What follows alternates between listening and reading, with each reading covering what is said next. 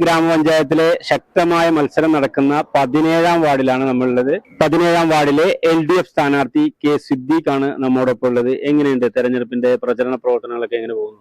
പ്രചരണം 2 റൗണ്ട് പൂർത്തിയായി. മൂന്നാമത് വീടുകൾ കയറി ഇറങ്ങിയുള്ള പ്രചരണത്തിന് സ്ക്വാഡുകളാക്കി തിരിച്ചിട്ടുണ്ട്. അത്തരം സ്ക്വാഡ് പ്രവർത്തനങ്ങൾക്കാണ് പ്രാധാന്യം കൊടുക്കുന്നതെന്ന്. ജനങ്ങളുടെ ഇടയിൽ നല്ല മതിപ്പാണ് ഉണ്ടാകുന്നത്. ഈ 17ാം വാർഡ് പഴയ 14ാം വാർഡാണ്. അവിടെ നിലവിലുള്ള മെമ്പർ തുടങ്ങി വെച്ച ഒട്ടേറെ വികസന പദ്ധതികളുണ്ട്. അവർക്കൊരു പരിമിതിയിൽ നിന്നുകൊണ്ടാണ് അത്തരം കാര്യങ്ങൾ അവർ ചെയ്തത്. സംസ്ഥാന സർക്കാരിന്റെ വികസന പ്രവർത്തനങ്ങൾ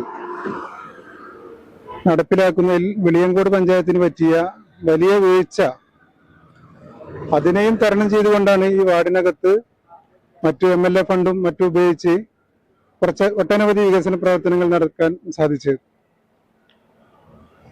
ഈ പ്രചരണത്തിന്റെ 2ാം ഘട്ടം 3ാം ഘട്ടം കുടുംബയോഗങ്ങൾ, മറ്റു കൺവെൻഷൻ, അങ്ങനെയുള്ള പ്രചരണങ്ങൾ എന്തൊക്കെയാണ്? എവിടം വരെയായി?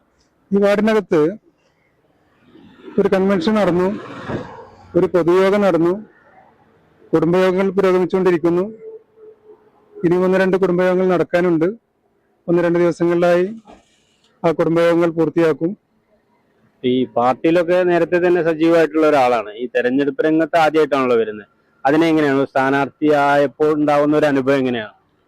പാർട്ടി രംഗത്ത് 30 വർഷമായി. തെരഞ്ഞെടുപ്പ് രംഗത്ത് ആദ്യമായിട്ടാണ്. തെരഞ്ഞെടുപ്പ് അനുഭവം വലിയൊരു മുതൽക്കൂട്ടായിട്ടാണ് ഞാൻ കാണുന്നത്. കാരണം ഈ തെരഞ്ഞെടുപ്പ് ഒരു സ്ഥാനാർത്ഥിയെ ജനങ്ങളുടെ ഇടയിലേക്ക് ഇറങ്ങി ചെന്നപ്പോൾ വലിയ സ്വീകാര്യതയാണ് എനിക്ക് ലഭിച്ചതെന്ന് പറയാം.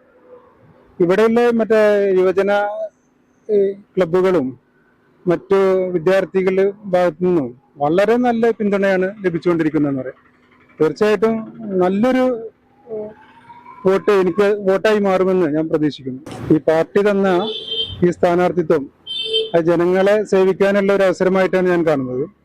തീർച്ചയായിട്ടും ഈ വാർഡിലെ 1454 വോട്ടർമാരെയും ഒരുമിച്ച് കൊണ്ടുപോകാനുള്ള ഒരു ബൃഹത് പദ്ധതി ഈ വാർഡിനകത്ത് രൂപീകരിക്കാൻ എൻ്റെ വിജയത്തോടെ എനിക്ക് സാധിക്കുമെന്നാണ് ഞാൻ പ്രതീക്ഷിക്കുന്നത്. ഈ വാർഡിൽ നിന്ന് അങ്ങനെ തെരഞ്ഞെടുക്കപ്പെടുകയാണെങ്കിൽ, ജനപ്രതിനിധിയാവുകയാണെങ്കിൽ, എന്തൊക്കെ ഒരു വികസന പദ്ധതികളാണ് ഈ വാർഡിൽ നടപ്പാക്കാനായിട്ട് നിങ്ങളെ ഒരു വിഷനായിട്ടുള്ളത്? ഈ വാർഡിനകത്ത് നിലവിലുണ്ടായിരുന്ന മെമ്പർ ഹസീന ഹിദായത്ത് തുടങ്ങി വെച്ച വികസന പദ്ധതികളുണ്ട്. അതിൽ ഒന്ന് നമ്പിത്തോടാണ്. ഈ നമ്പിത്തോട് ഘട്ടങ്ങളായി. കാരണം 1995 സ്റ്റാർട്ട് ചെയ്തതാണ്. അത് ഇന്നും അതിന്റെ പൂർത്തീകരണത്തിൽ എത്തിയിട്ടില്ല. ആ നമ്പിത്തോട് പദ്ധതി പൂർത്തീകരിക്കുക എന്നതാണ് എന്റെ പ്രഥമ ലക്ഷ്യം. കാരണം ഒരുപാട് ആളുകൾ ഈ വെള്ളക്കെട്ട് കൊണ്ട് ബുദ്ധിമുട്ടുന്നുണ്ട്. അത്തരം ആളുകളെ അതിൽ നിന്ന് രക്ഷപ്പെടുത്താനുള്ള അവസരത്തിനാണ് ഞാൻ പ്രധാനമായിട്ടും ഈ പ്രാധാന്യം കൽപ്പിക്കുന്നതെന്ന് പറയാം. ഈ വാർഡിലെ മുഴുവൻ ജനങ്ങളുടെയും പ്രശ്നങ്ങൾ കേൾക്കുക എന്നുള്ളതാണ് എൻ്റെ ആദ്യത്തെ കടമ. ആ പ്രശ്നങ്ങൾ കേട്ടതിന് ശേഷം അതിന് വേണ്ട രീതിയിലുള്ള പരിഹാരം കൊടുക്കുന്നതിന് വേണ്ട പ്രവർത്തനങ്ങൾ അതിൽ സജീവമാകുക എന്നുള്ളതാണ് ഈ വാർഡിൽ നിന്ന് തിരഞ്ഞെടുക്കപ്പെടുകയാണെങ്കിൽ എൻ്റെ പ്രഥമ ദൗത്യം. വെളിയങ്കോട് ഗ്രാമപഞ്ചായത്തിൽ ശക്തമായ മത്സരം നടക്കുന്ന 17ാം വാർഡ് അയ്യോട്ടിച്ചിറ വാർഡിലെ UDF സ്ഥാനാർത്ഥി മുസ്തഫ കുരിക്കളകത്താണ് നമ്മോടൊപ്പം ഉള്ളത്. തെരഞ്ഞെടുപ്പ് പ്രചരണ വിശേഷങ്ങളാണ് അവരുമായി നമ്മൾ പങ്കുവെക്കുന്നത്. എങ്ങനെയുണ്ട് തെരഞ്ഞെടുപ്പിന്റെ പ്രചരണ പ്രവർത്തനങ്ങളൊക്കെ എങ്ങനെ പോകും? പ്രചരണത്തിന്റെ ഭാഗമായിട്ട് ഞങ്ങൾ 2-3 റൗണ്ടൊക്കെ ഞങ്ങൾ ഈ വാർഡ് മൊത്തം ഇറങ്ങിയിട്ടുണ്ട്. നല്ല പ്രതികരണമാണ്. എല്ലായിടത്തും നല്ല സപ്പോർട്ടാണുള്ളത്.